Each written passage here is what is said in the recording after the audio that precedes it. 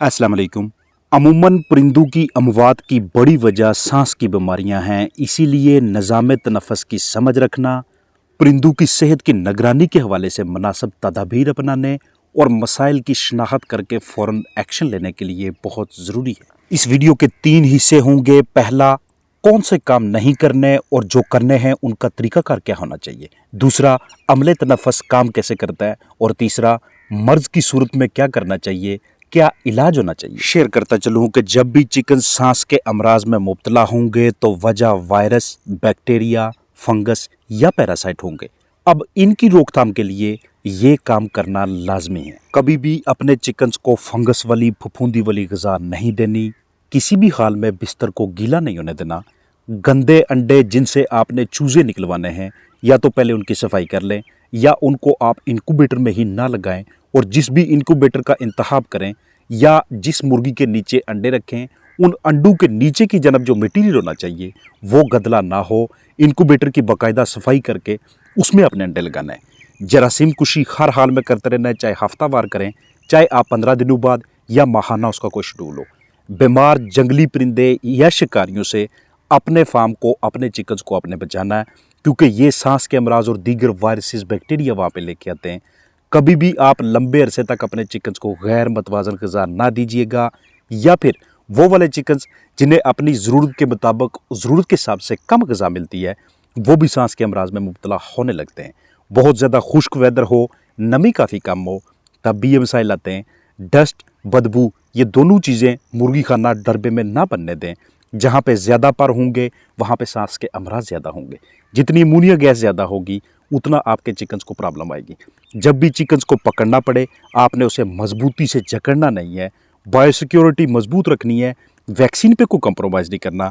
Ventilation, जैसा कि मैं अक्सर आपके साथ शेयर कर रहा होता हूँ, ये पुअर हो तो आपके चिकन्स सांस के अमराज में मुब्तला हो जाते हैं। और जगह आपने हमेशा अपने चिकन्स को उनके जिस्मानी वज़न के हिसाब से, एज के हिसाब से देनी है। कम तंग जगह ना दीजिएगा। जब आप देखें कि वेदर इस तरह का हो गया है, जैसे कि गंदम की कटाई के बाद थ्रेशर वगैरह लगते हैं, तो इस तरह के मौसमों में या जब डस्ट वगैरह हो, आपके पास बारीक कपड़ा, जालीदार कपड़ा हो, तो उसे भी इस्तेमाल में लाइएगा। मौसमी तब्दीली के हिसाब से लाजमी तौर पे इक़दामात उठाने। अब ज़रा अमले तनफ़्फ़ुस के हवाले से बात करते हैं, क्योंकि अमले तनफ़्फ़ुस ने ऑक्सीजन को जज़ब करना, कार्बन डाइऑक्साइड, जहर यानी टॉक्सिन्स वगैरह और हरारत को बाहर निकालना होता है। तेज़ाबियत का जिस्म में तवाज़न रखना होता है। सांस की नाली और दीगर हिस्सों को साफ़ रखना होता है। अब हमने अगर निज़ाम तनफ़्फ़ुस के काम को अच्छी तरह से समझना है तो पहले हम इसके हिस्सों के बारे में सीखेंगे। सर वाले हिस्से से आगाज़ होता है। इस एरिया में निज़ाम तनफ़्फ़ुस के जो हिस्से होते हैं, इनमें नाक के सुराख, नाक वाली जगह पे मौजूद खला और मुंह के ये वाले हिस्से शामिल होते हैं। ग्लॉटिस या लेरिंग्स का नाम देते हैं, आप इसे अपनी लोकल लैंग्वेज में क्या नाम देते हैं उसका मुझे पता नहीं है। यहाँ से ग्लॉटिस या लेरिंग्स खुलता है, हवा अंदर दाखिल होती है और इसी हवा ने आगे ट्रैकिया यानी सांस की नाली, जिसे आप विंड पाइप का नाम देते हैं, उसके ज़रिए आगे ट्रांसफ़र होना होता है। अब आगे की जानब जो ये वाला हिस्सा है, इसे आप सिरिंक्स का नाम देते हैं। इसके साथ आगे छोटी छोटी सी पतली ट्यूबें होती हैं जिन्हें आप ब्रोंकाई का नाम देते हैं। यहाँ से हवा ने आगे फेफड़ों में दाखिल होना होता है। आपके चिकन्स, आपका फ्लाक आईबी जैसे मर्ज़ में मुब्तला हो जाए, इन्फेक्शियस ब्रोंकाइटिस या कोई और ऐसी सांस की बीमारी कि जिसमें अंदर की जानब अचानक से कोई प्लग बनना शुरू हो जाए, तो ये होता तब है जब म्यूकस या रतूबत या रेशा अंदर की जानब बहुत ज़्यादा गाढ़ा होना शुरू हो जाता है। यहाँ पे प्लग बनने की वजह से वो सांस अंदर नहीं ले पाते और ना ही अंदर से गैसेस बाहर आती हैं, तो चिकन्स की अमवात होने लग जाती हैं। अब ये जो फेफड़े अंदर की जानब होते हैं, ये पसलियों से जुड़े होते हैं। इनके साथ ऊपर की जानब एयर सैक्स यानी कि हवा की थैलियाँ होती हैं, जिनमें मुख्तसर मुद्दत के लिए हवा भरी जाती है। ये हवा की थैलियाँ बिल्कुल शफाफ होनी चाहिए, इतनी वाज़ेह और क्लियर होनी चाहिए कि ऊपर से देखने से नीचे की जानब फेफड़े आपको साफ दिखाई देने चाहिए। निज़ाम तनफ़्फ़ुस की सेहत या हिफाजत इन 3 दफ़ाई तरीक़ाकार के तहत होती है। पहला, म्यूकस सिक्रीशन यानी कि जिसमें रतूबत खारिज होती है ट्रैकिया के अंदर, इन सब के आपको काम भी बताऊँगा। दूसरा, सीलिया, इस तरह की साख्तें जो मुख्तलिफ ज़र्रात को बहुत से बाहर की जानब से आने वाले छोटे छोटे इस तरह के डस्ट पार्टिकल्स होते हैं, इन्हें अपने अंदर जकड़ लेते हैं और फिर इसे बाहर निकालते हैं म्यूकस से मिलकर, जो कि ट्रैकिया में पैदा हो रहा होता है। इसके साथ साथ फेफड़ों में सेल्स मौजूद होते हैं जिन्हें आप स्कैवेंजर सेल्स का नाम देते हैं। ये सफाई करने वाले खुलिये होते हैं। ज़र्रात और बैक्टीरिया को मारना और उन्हें जिस्म से बाहर निकालना, ये इनका काम होता है। ये सारे आपस में मिलकर काम कर रहे होते हैं। अगर म्यूकस गाढ़ा हो जाए तो सीलिया अच्छी तरह से काम नहीं करते। सीलिया सही तरीके से काम ना करें तो आगे की जानब मौजूद सेल्स बेहतरीन तरीके का फंक्शन नहीं देते। इनमें से कोई एक भी ख़राब होगा तो निज़ाम तनफ़्फ़ुस सारे का सारा ख़राब होना शुरू हो जाता है। आपके चिकन्स को जब छींकें आती हैं, गड़गड़ाहट की आवाज़ आती है, वो खांसी कर रहे होते हैं, हरखराहट या मुंह की सोजिश या उनके नाक से, उनकी बीक से, उनके आंखों से या किसी और हिस्से से आपको रतूबत निकलती हुई दिखाई दे, तो आपको ये समझ आ जानी चाहिए कि हमारे चिकन्स या तो अपर रेस्पिरेटरी ट्रैक यानी कि मुंह के ऊपर वाले हिस्से में अपने अंदर कोई ना कोई इन्फेक्शन ले चुके हैं, या आहिस्ता आहिस्ता उनकी बिगड़ती हालत देख के हम ये गैस करते हैं कि ये वाला इन्फेक्शन अब निचले हिस्से तक भी चला गया है, फेफड़ों, एयर सैक्स और बाकी हिस्सों तक। अब जैसे ही आपको इस तरह का कोई एक भी चिकन अपने पूरे फ्लाक में नजर आता है तो सबसे पहले आपने उसको अलग करना है, क्योंकि इसकी सेक्रीशन से, म्यूकस से, बीठू से, परू से, सांस के अखराज से ये मर्ज़, ये वाला इन्फेक्शन दूसरे चिकन्स तक भी फैलता जाएगा और सारे का सारा फ्लाक इसकी जद में आने का खदशा लाहक रहता है। फ़ौरन आप उसकी सपोर्टिव केयर करेंगे जिसमें इलेक्ट्रोलाइट्स, मल्टीविटामिन शामिल हैं। एक ऐसी जगह देंगे कि जहाँ पे हरारत मौजूद हो, जहाँ पे ऑक्सीजन की भी भरपूर सप्लाई हो, आरामदेह जगह होनी चाहिए। मुख्तलिफ फ्लूइड्स, पानी किसी भी आप तरीक़ेकार के तहत अपने चिकन को देते हैं, उसे जबरन खिलाते हैं, और बाज़ औक़ात अपने इस तरह के चिकन्स की नेबुलाइजेशन करना, ये भी उनको राहत दिलवाने में अहम किरदार अदा कर रही होती है। जहन में रहे कि अगर हमारे फ्लाक में सांस की बीमारी, बैक्टीरिया, फंगस या पैरासाइट या हमारी मैनेजमेंट की वजह से आई है तो इसे ठीक करना कुछ आसान है बनिस्बत अगर चिकन्स वायरस में मुब्तला हो जाते हैं तो। लेकिन सपोर्टिव केयर करना, उसकी एनर्जी को बूस्ट करने की कोशिश करना, उसके इम्यून सिस्टम को बेहतरीन तरीके से काम करने के लिए कुछ ना कुछ देना, ये हमें लाजमी तौर पे करना चाहिए। सबसे पहली बात यह है कि जितना जल्दी इस इन्फेक्शन को पकड़ लेंगे उतना इसको ट्रीट करना, इसको दोबारा नॉर्मल हालत में लेके आना हमारे लिए आसान रहेगा। अगर घरेलू पैमाने पे आपने चंद चिकन्स रखे हुए हैं तो ऐसी सूरत हाल में आप महंगी अद्वियात को ख़रीदना अफोर्ड नहीं कर सकते, तो आपको ह्यूमन मेडिकल स्टोर से एस्थमीना दस्तयाब होता है 2 सीसी 1 लीटर के हिसाब से, रोज़ाना 8 घंटे, लगातार 4 दिन।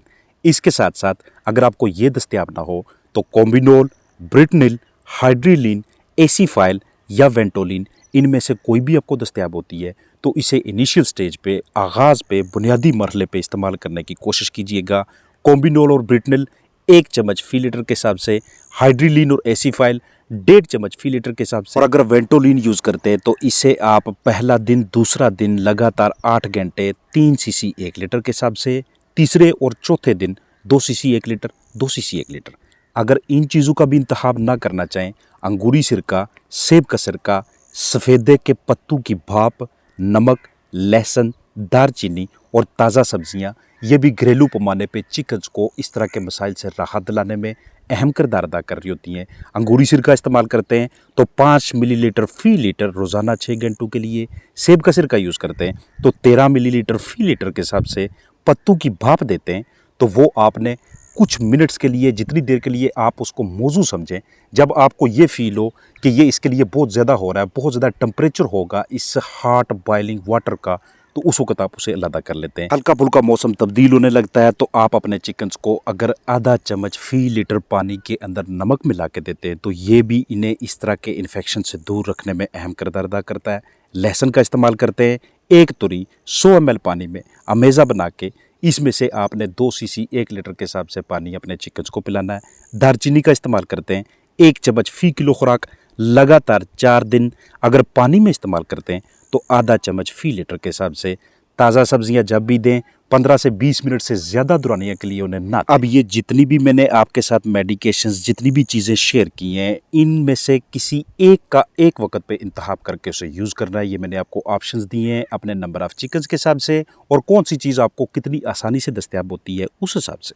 बहुत से सियाने फार्मर्स अपने चिकन्स को मोरिंगा के पत्ते, थाइम, फोटोलाका, इस तरह की बूटियाँ, इस तरह के पौधे देते रहते हैं। ये भी अपने चिकन्स को देने से घरेलू पैमाने पे, बैकयार्ड चिकन्स में इस तरह की बीमारियों को प्रिवेंट करना, रोकना, हिफाजती तरीके तौर पे इस्तेमाल करना بہت زیادہ اچھے نتائج دیتا ہے۔ اگر آپ کمرشل پیمانے پہ پولٹری فارمنگ کر رہے ہیں، آپ اس کے لیے اینٹی بایوٹکس یوز کرنا چاہتے ہیں، مہنگے پروڈکٹ خریدنا افورڈ کر لیتے ہیں، تو ٹیلمیکوسین فاسفیٹ جو کہ ایپوٹل کے نام سے دستیاب ہوتا ہے اور اس کے ساتھ ڈاکسی سائکلین اور آرسلون سپر ریکمینڈڈ ڈوز کے مطابق دیجیے گا۔ ملٹی وائٹامنز استعمال کروانے، خاص طور پہ وائٹامن اے لازمی ہے۔ اگر آپ کے پاس منٹوفارم، آرسلون سپر، ریسپیراف ان تینوں میں سے کوئی ایک بھی دستیاب ہے تو یہ بھی سانس کے امراض کو ٹھیک کرنے میں اہم کردار ادا کر رہے ہوتے ہیں، لیکن ساتھ ساتھ آپ نے مینجمنٹ کے ذریعے بھی سپورٹ کرنا ہے۔ ایسا نہ ہو کہ میڈیسنز چلاتے رہیں اور ویٹ کرتے رہیں کہ کب چکنز ریکور ہوں گے، جب تک آپ بایو سیکیورٹی کے ذریعے، ویکسینیشنز کے ذریعے، اپنی اچھی مینجمنٹ کے ذریعے چیزوں کو کنٹرول میں نہیں لاتے، میڈیسن اپنا اثر نہیں دکھاتی۔ اپر ریسپریٹری ٹریک، منہ کے اوپر والے حصے میں انفیکشن ہوتا ہے، اینڈروفلاکساسن، ایماکسیسلن بہترین ریزلٹس دے رہے ہوتے ہیں۔ ساتھ ساتھ کم نمی کو بھی امپروو کرنے کی کوشش کیجیے گا، بالکل بھی کہیں پہ ڈسٹ نہیں ہونی چاہیے۔ اگر ایسپرجلوسس یعنی کہ بروڈر نمونیا کی وجہ سے بیماری آتی ہے تو اس کی وجہ فنگس ہوگی، اس کا ذریعہ پھپھوندی والی غذا، گیلا بستر، گندے انڈے، گندے انکوبیٹر، اس طرح کی چیزیں ہوتی ہیں۔ جیسے ہی منہ کے اندر سپورز داخل ہوتے ہیں، پھیپھڑے، ہوا کی تھیلیاں اور دوسرے حصوں کی سوزش شروع ہو جاتی ہے۔ علاج کے طور پہ آپ نے سارے کے سارے ڈربا کی جراثیم کشی کرنی ہے۔ کوشش کیجیے گا کہ ایک مرتبہ سارا لیٹر ہی تبدیل کر دیں، فنگس کا ذریعہ ختم کریں۔ Avian cholera, avian influenza, fowl pox, infectious bronchitis, Newcastle disease, avian metapneumovirus, infectious coryza, Ranikhet infectious لارنجیوٹرائکائٹس جسے آپ ILT کا نام دیتے ہیں، CCRD، CRD، chronic respiratory disease, MG کی وجہ سے انفیکشن یعنی کہ مائکوپلازما گیلیسیپٹیکم، کیپ ورمز اور اس طرح کی بیماریاں ہیں جو آپ کے چکنز کو، آپ کے فلاک کو متاثر کر رہی ہوتی ہیں۔ روک تھام کا طریقہ کار، ممکنہ علاج پرندوں کے حساب سے، آپ کے افورڈ کرنے کے حساب سے سارا کچھ ویڈیو میں شیئر کر دیا ہے۔ مجھے پوری امید ہے کہ آپ شکاریوں کو کنٹرول کر کے، جراثیم کشی کو جاری رکھ کے، مردہ پرندوں کو اچھی طرح سے ڈسپوز کر کے، اپنے فلاک کو بہترین طریقے سے، ان کی صحت کو اچھے پیمانے پہ برقرار رکھنے میں کامیاب رہیں گے۔ اپنا خیال رکھیے گا۔ السلام علیکم ورحمۃ اللہ وبرکاتہ۔